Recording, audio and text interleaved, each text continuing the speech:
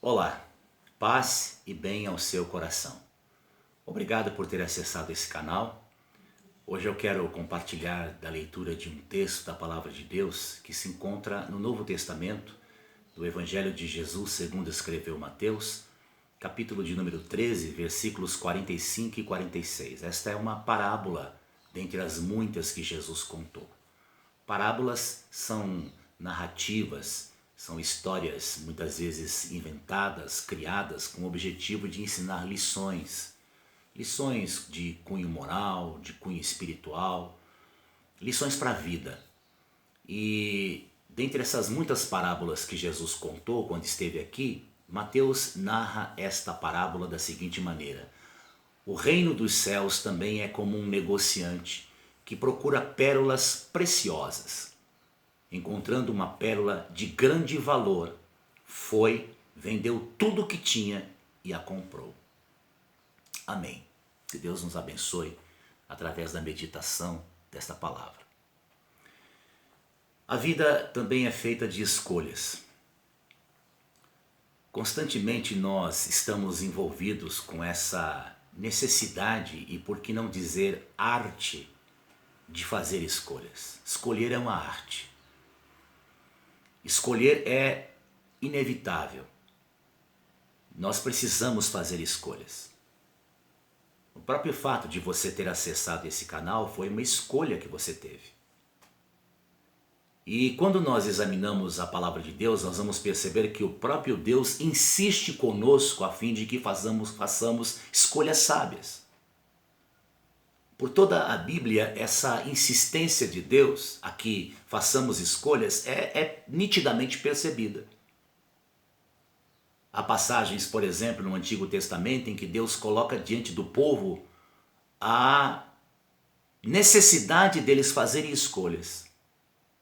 Escolher entre a bênção ou a maldição, escolher entre a vida ou a morte, a luz ou as trevas, o caminho da obediência ou da desobediência.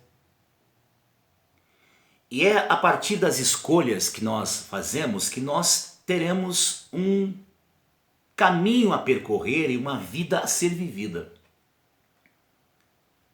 É através das escolhas que fazemos que a gente tanto pode acrescentar quanto tirar o brilho da vida.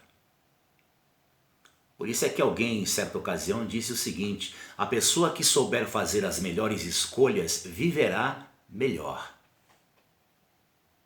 A pessoa que souber fazer as melhores escolhas viverá melhor. E nessa parábola que foi contada por Jesus, nós somos colocados diante desse desafio de fazer escolhas. Esse capítulo 13 de Mateus, com muita razão, é conhecido como o capítulo das parábolas do reino de Deus. Porque nesse capítulo Jesus conta 8 parábolas para ensinar lições a respeito do reino de Deus, ou reino dos céus, porque aqui nesse evangelho de Mateus essas expressões são idênticas. O que é o reino de Deus? O reino de Deus pode ser apresentado, percebido como o estabelecimento da plena e total vontade de Deus. É por isso que Jesus, quando esteve aqui no Sermão do Monte, ensinou os seus discípulos a orar da seguinte maneira, ou dizendo o seguinte: venha o teu reino, seja feita a tua vontade, assim na terra como no céu. Tem um teólogo e escritor americano chamado Rob Bell, que apresentou ou que fez uma apresentação no mínimo interessante do que é o reino de Deus. Ele disse o seguinte, que o reino de Deus é todo o ambiente onde acontece o que é normal. O reino de Deus, de acordo com a linha de raciocínio desse escritor, é todo o ambiente onde acontece o que é normal. E partindo dessa linha de pensamento, eu diria o seguinte: onde houver um pai tratando o seu filho como todo bom pai deve tratar, ali o reino de Deus está presente. Onde houver um profissional exercendo a sua profissão como todo bom profissional deve exercer, ali está o reino de Deus. Onde houver um relacionamento conjugal acontecendo como todo relacionamento conjugal deve acontecer, ali está o reino de Deus.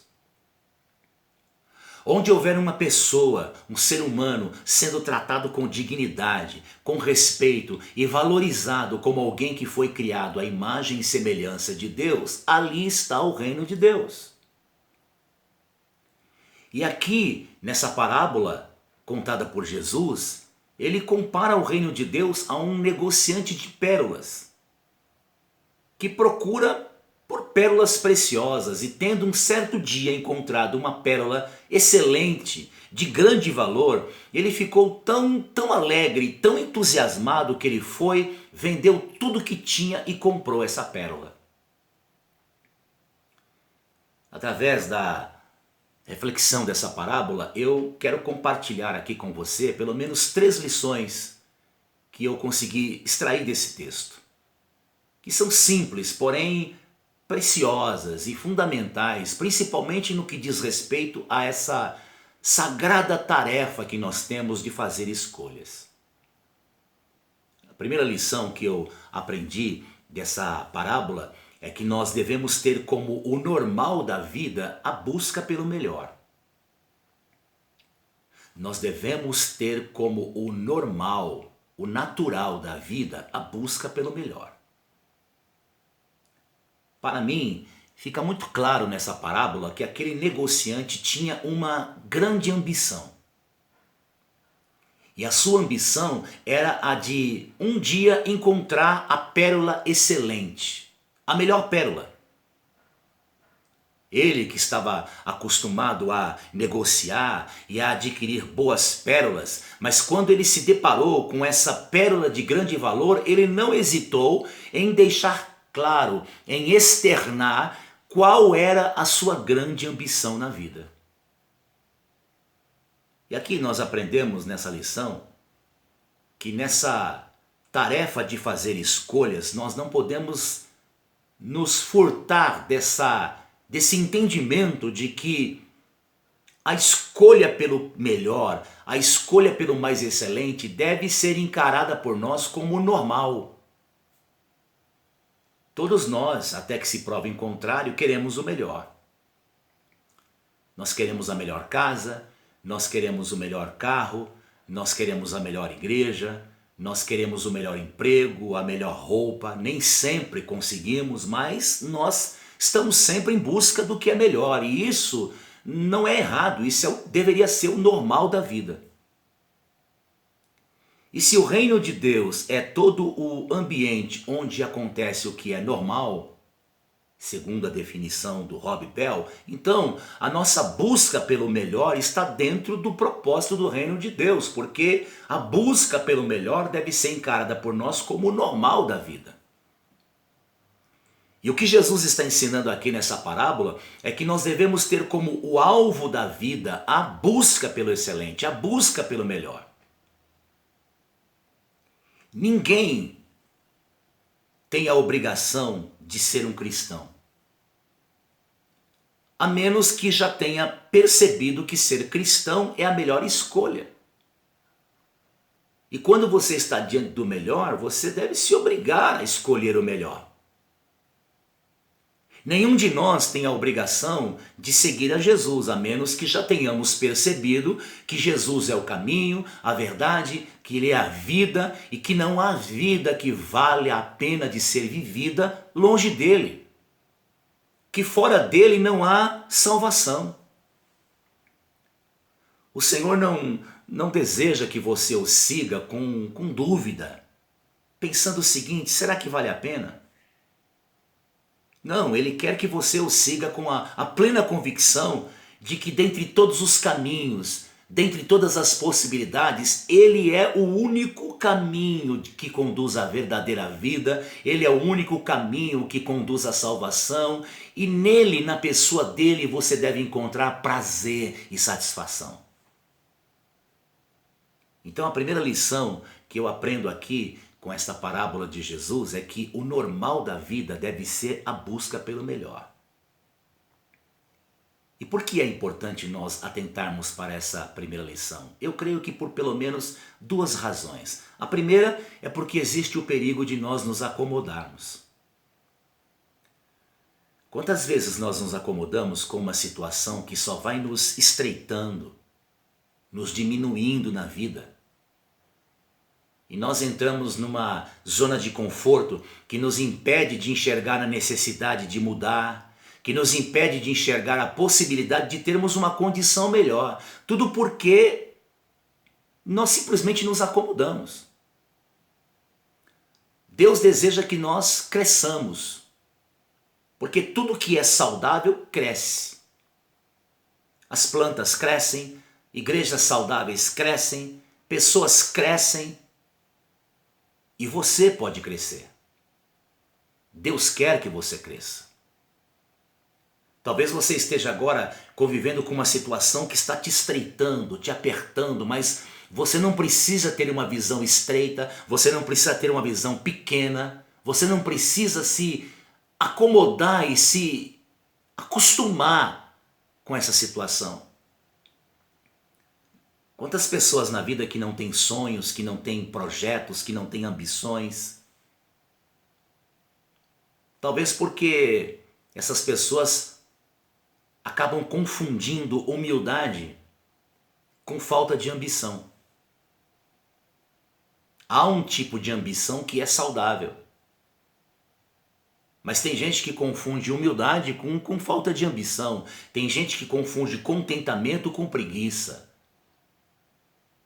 As igrejas estão cheias, os ambientes religiosos, melhor dizendo, estão cheias de pessoas que confundem espiritualidade com falta de ânimo, com preguiça. O fato é que tem pessoas que esperam tão pouco e fazem tão pouco, e elas se justificam com a seguinte desculpa: eu vivo do meu jeitinho, esse é o meu jeito, e eu vivo desse jeito. Mas eu pergunto, por que não viver de um jeito melhor? Por que não viver numa condição melhor? Se a vida inclusive oferece essa oportunidade. Se você de repente tem a oportunidade de viver de um jeito melhor e se acostumou a apresentar essa justificativa, esse é o meu jeito, tá bom assim, essa parábola lhe desafia. Lhe desafia a compreender que o normal da vida, o natural da vida deve ser a busca pelo melhor, pelo que é mais excelente. Eu não sei quanto a você, mas eu quero o melhor para a minha vida. E eu estou procurando vigiar e peço a Deus que me dê discernimento a fim de não desperdiçar a oportunidade de ter o melhor. Mas tem uma segunda razão pela qual nós devemos atentar para essa primeira lição, que nos ensina que o normal da vida deve ser a busca pelo melhor. E a segunda razão é a seguinte, é que existe o perigo de nós escolhermos o bom ao invés do melhor, ou em vez do melhor. Vejam que aquele negociante de pérolas, de acordo com essa parábola contada por Jesus, sabia diferenciar entre uma boa pérola e uma pérola excelente. Por isso, quando ele avistou essa pérola de grande valor, eu imagino que ele deve ter pensado o seguinte: achei a pérola da minha vida e não vou medir esforços a fim de adquiri-la. Ele poderia ter pensado da seguinte maneira: eu já tenho boas pérolas mesmo, já tenho pérolas preciosas, então chega, basta. Mas ele não pensou assim. Porque a vida é uma caminhada em que diariamente nós precisamos fazer escolhas. E muitas vezes escolhas entre o que é bom e o que é excelente. E se você é uma pessoa que teme a Deus e anda com Ele, o seu desafio não consiste mais em escolher entre o que é bom e o que é mal. O desafio é outro, está em outro patamar. O desafio agora consiste em escolher entre o que é bom e o que é excelente. Nem sempre na vida nós teremos o que é bom, nem sempre na vida nós teremos o que é excelente. Mas quando a vida nos dá a chance, a oportunidade de escolher entre o bom e o excelente, nós não podemos deixar escapar a oportunidade. Eu penso que o perigo mais comum na vida de quem anda com Deus e se tornou um cristão não é o que muitos pensam. Não é o perigo de se desviar da fé em Jesus e tornar a cair ou voltar à condição anterior, antes de conhecer a Cristo. Esse perigo existe. Esse perigo é real. Porém, ele não é o mais comum na vida. Eu particularmente creio que o perigo mais comum na vida de um cristão é o dele se contentar com o bom ao invés de buscar o excelente. A escolha do bom em vez do melhor pode resultar muitas vezes na perda de uma oportunidade que não voltará mais. Os ambientes religiosos estão cheios, lotados de pessoas satisfeitas com aquilo que é bom. Elas estão contentes por aquilo que já alcançaram, estão contentes por já terem o bom.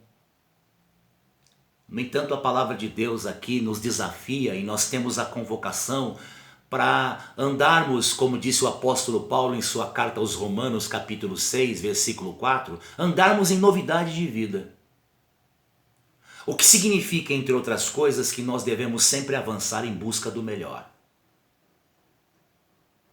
A palavra de Deus também vai nos dizer que Deus tem reservado coisas novas e maiores para a nossa vida. Por isso é que o apóstolo Paulo, em sua primeira carta aos Coríntios, capítulo 2, versículo 9, disse o seguinte: as coisas que o olho não viu, o ouvido não ouviu e não subiram ao coração do homem, são as que Deus preparou para os que o amam.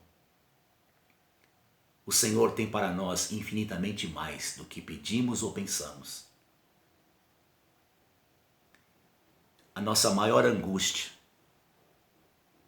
será a de imaginar, embora salvos, mas será a de repente chegar diante de Deus no dia final e Ele nos dizer o seguinte: eu tinha tanto para fazer com você. Eu tinha tanto para fazer em sua vida, mas você se acomodou, se contentou com pouco. Você deixou escapar a chance e a oportunidade de escolher o excelente. Há uma segunda lição que eu aprendo com essa parábola de Jesus, é que a nossa busca pelo melhor deve estar em harmonia, em sintonia com o nosso desejo pelo melhor. A nossa busca pelo melhor deve estar em harmonia, em sintonia com o nosso desejo pelo melhor. Isso parece óbvio, né? Mas na prática não é isso que muitas vezes acontece. Sabemos que não é bem assim. Esse negociante de pérolas buscava a melhor pérola. E o seu coração estava desejoso, estava em sintonia com essa busca. Tanto que quando ele encontrou a pérola de grande valor, ele se alegrou, se encheu de tanto entusiasmo que foi e vendeu tudo que tinha. Você está buscando o melhor para a sua vida? A minha pergunta é a seguinte: você deseja de fato esse melhor? Parece num primeiro momento até uma pergunta sem sentido,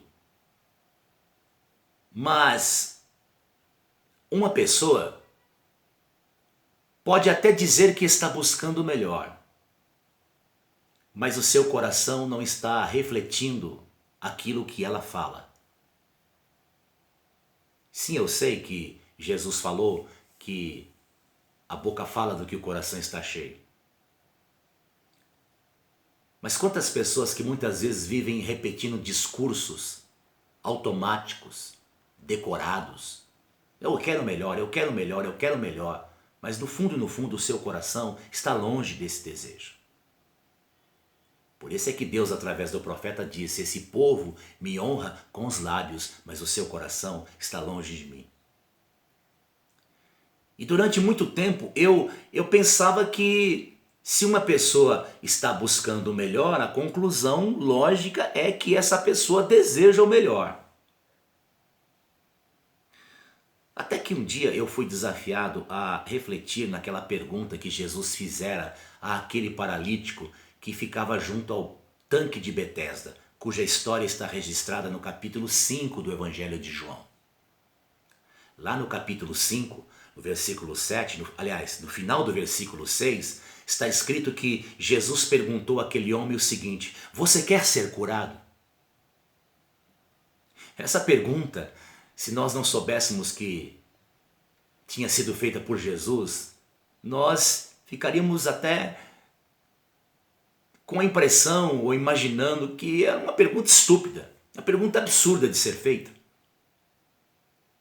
Mas porque foi Jesus que fez essa pergunta, ela deve nos chamar a atenção.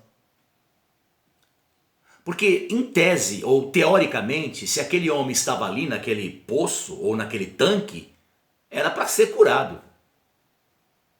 Havia uma crença de que de certa ocasião ou de quando em vez, um anjo descia do céu e agitava as águas daquele tanque e o primeiro doente que ali entrasse seria curado. Então, se aquele homem estava ali, a conclusão lógica, óbvia, é que ele queria ser curado. Mas Jesus lhe fez essa pergunta: você quer ser curado? Porque Davi diz no Salmo de número 139 que Deus sonda o nosso coração. Deus nos sonda. E nem sempre aquilo que estamos falando, aquilo que estamos afirmando, reflete na verdade o desejo do nosso coração. Há uma história bastante conhecida a respeito de um rapazinho vaidoso que procurou o grande filósofo Sócrates buscando por sabedoria. O rapaz se aproximou do filósofo e disse o seguinte: ó grande Sócrates, venho a você buscando sabedoria. E Sócrates percebeu de longe a verdadeira atitude do rapaz. Então levou o moço pelas ruas da cidade até chegar ao mar e fez com que ele entrasse na água até a altura do peito. Sócrates então lhe perguntou: o que é que você mais quer? Com um sorriso, o jovenzinho respondeu: sabedoria, ó grande Sócrates. Aí Sócrates colocou as suas mãos sobre os ombros do jovem e o mergulhou na água. Depois de 30 segundos, o filósofo deixou o rapaz se levantar e perguntou: o que é que você mais quer? E então o rapazinho respondeu: sabedoria, ó grande Sócrates. Mas ele já estava assustado, gaguejando em suas palavras. Então Sócrates tornou a afundar a cabeça do rapaz na água e passaram 30, 35, 40 segundos e então Sócrates soltou o moço, que saiu da água bufando, buscando o ar. E então Sócrates perguntou: o que você mais quer? E quase soluçando, sem ar, o jovem disse: sabedoria, ó grande Sócrates. E Sócrates outra vez afundou a cabeça do rapazinho na água. Passaram 40 segundos, 50 segundos, e então o tirou e perguntou novamente: o que é que você mais quer? E dessa vez o rapaz gritou: ar! Eu quero ar! Eu preciso de ar! Então Sócrates falou para ele: muito bem. Quando você desejar a sabedoria da mesma maneira em que está desejando o ar agora, então você vai alcançar a sabedoria. Permita-me perguntar-lhe, você realmente quer o melhor? Você realmente quer mais de Deus para a sua vida? Você realmente está disposta a amá-lo de todo o teu coração e entregar sua vida a Ele? No livro do profeta Jeremias, capítulo 29, versículo 13, é o próprio Deus quem diz através do profeta: buscar-me-eis e me achareis quando me buscardes de todo o vosso coração. E se de fato você deseja o melhor, se de fato você quer conhecer a Deus e amá-lo, então você precisa se achegar a Ele, tê-lo como a maior prioridade da sua vida, como o maior bem da sua vida. A sua busca pelo melhor deve estar em sintonia, em harmonia com o seu desejo pelo melhor. Mas tem uma terceira e última lição que eu quero compartilhar e que eu aprendi com essa parábola, que me ensina o seguinte: toda vez que estivermos diante do melhor, nós precisamos tomar uma atitude. É simples, né? E óbvia também. Parece óbvia. Toda vez que estivermos diante do melhor, precisamos tomar uma atitude, porque não tomar uma atitude diante do melhor é insensatez. Ficar imóvel, indeciso diante do melhor é estupidez. Quando nós descobrimos o melhor, essa descoberta exige de nós uma atitude. Foi exatamente isso que aquele negociante de pérolas fez. Quando ele se deparou com esta pérola de muitíssimo valor, ele não hesitou, ele tomou uma atitude, foi, vendeu tudo que tinha para comprar essa pérola. Porque no dia em que a gente encontra o melhor, não pode haver indecisão.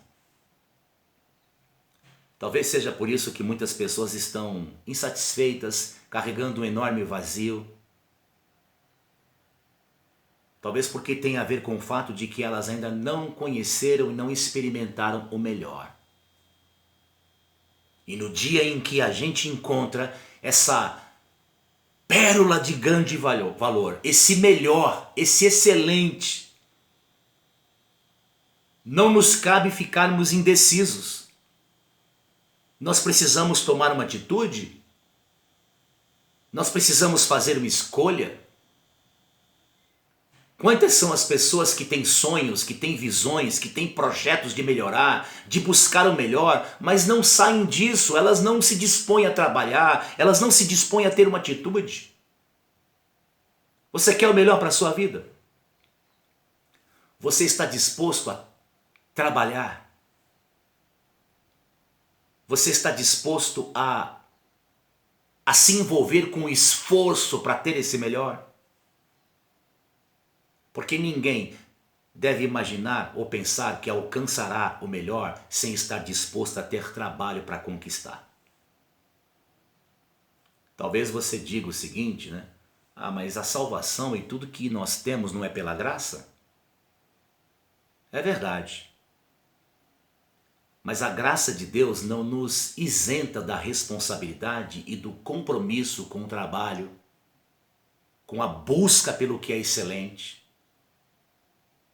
A graça de Deus, essa dádiva, esse favor imerecido de Deus, não nos isenta de fazermos a nossa parte. É verdade que se o Senhor não edificar a casa, em vão trabalham aqueles que a tentam edificar. Nossa tarefa de edificar a casa deve começar pela confiança em Deus, mas não nos isenta da tarefa de arregaçar as mangas, assentar os tijolos e edificar a casa. Tudo que é excelente é custoso. A pessoa que deseja ser um grande músico precisa saber que existe um preço a ser pago. Você deseja ser um grande pregador da palavra de Deus?